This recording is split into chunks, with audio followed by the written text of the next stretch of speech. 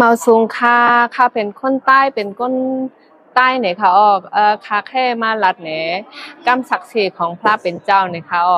เมื่อวันนั้นค่ะลัดว่าน้ำมาอุ่นค่ะเนี่ยมันขายดีนะเนี่ยเนาะกำแน่ขายดีแต่เนี่ยค่ะขายดีแต่ขายดีว่าเนี่ยมาอุ่นก็อัมมี่แล้วเนี่ยเนาะตะเลียวเนี่ยเนาะแห่งนี้มันขายดีนะเปิ้นค่าไรมาอุ่นเนี่ยก็เปิ้นอัมมาซื้อเนี่ยก็อัมมี่เนี่ยเนาะค่ะแค่ว่าตะเลียวเนี่ยค่ะต้องแต่กว่าซื้อของเปิ้นมาใจแทงเนี่ยเนาะแห้งเนี่ยมันขายลิบขายดีนะเฮามาขายน้ำมะพร้าวน้ำมะอุ่นปั่นเฮ็ดน่ะเนาะมันขายดีนะเนี่ยเนาะค่ะแค่ยินจมพระเป็นเจ้าเนี่ยเนาะพระเป็นเจ้า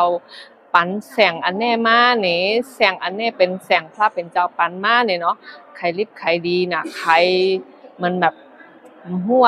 ลูกค้ามาจากตรงไหนเนี่ยเนาะเปิ้นมาซื้อยาก็เปิ้นก็กว่าเฮ็ดนั้นแห้งนี่ขายดีแต่นี่มันเป็นแสงพระเป็นเจ้าเนี่ยเนาะ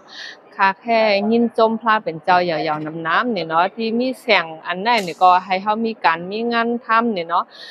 ยินจมพระเป็นเจ้าแล้วก็ส่วนอันเฮ็ดอีหังเปิ้นห้องตั้งไทยว่าจ่ายค่าภาษีเนี่ยเนาะเฮาก็จ่ายปันให้ถูกต้องตามกฎหมายเนี่ยเนาะแล้วก็มีตะเหลียวแน่เนี่ยก็เจ้านายเฮานี่ก็เนาะเฮ็ดปันสัญญาที่ว่าเป็นสัญญาแสงให้นั่นเนาะเพิ่นเฮ็ดปันแทงเรียบร้อยเนี่ยเนาะยินจมพระเป็นเจ้าเฮ็ดตามถูกต้องตามกฎหมายกูเซิกกูลองเนี่ยที่ได้แสงอันนี้มาเนี่ยก็พระเป็นเจ้าปันมาเนี่ยก็อยากยินจมพระเป็นเจ้ายาวๆนำๆเนี่ยค่ะที่มีพระเป็นเจ้า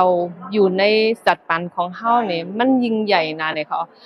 ยินจมพระเป็นเจ้าเพื่อพวกเราให้รู้จักพระเป็นเจ้าเนี่ยมาหาด้วยจำพระเจ้าเยซูเนี่ยค่ะ